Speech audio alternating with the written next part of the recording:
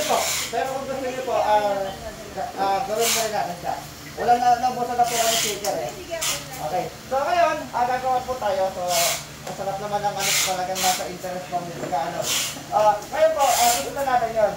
Una-una, maglalagay tayo ng 200 ml na brewed apple tea.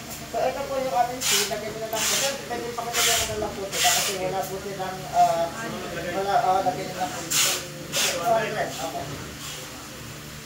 So, pakitagyan nyo na lang po sila.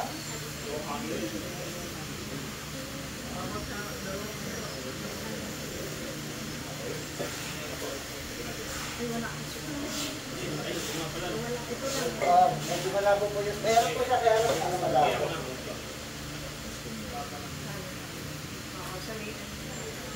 Kukunin ka ng easy. Hard ka na.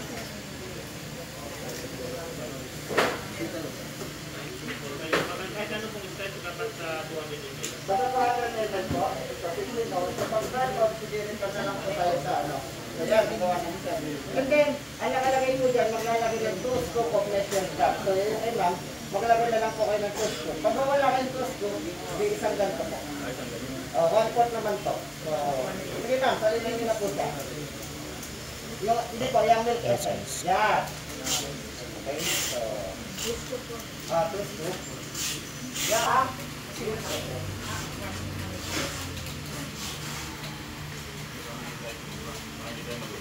Yes.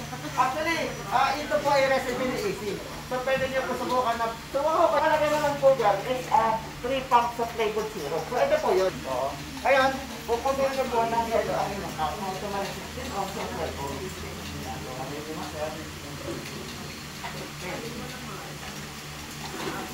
Actually, kahit hindi masyado po halo dyan. Okay. Yan. 25 po. 1, 2, 3, 4, 5. Pero kahit hindi 20, basta 25, kahit sumabrang 25, pag sumabrang 25, hindi na pwede. Joke lang. Expired na. 25 na po si ma'am. Okay. So ngayon ma'am, pag ba mainit yan, yan. Sasalan nyo pag mainit pa. Pero pag hindi na mainit, pwede nyo dito daan. Paano nyo na po dyan? Okay. Nalagay niyo po kami na ano? Umano lang siya. So, ayan. Kabahala na po kayo. Kahit po kayo yung papel ako, wala po. May salted. Ano? Wala po. Wala pong bilang ang paglagay ng tapioca, pero tuturo ko po sa inyo ang pag-complete ng box. Kung baga nasa sa inyo po, kung gaano kadami ang gusto nyo ilagay na tapioca. Okay. Dapat palang minute. Ito po.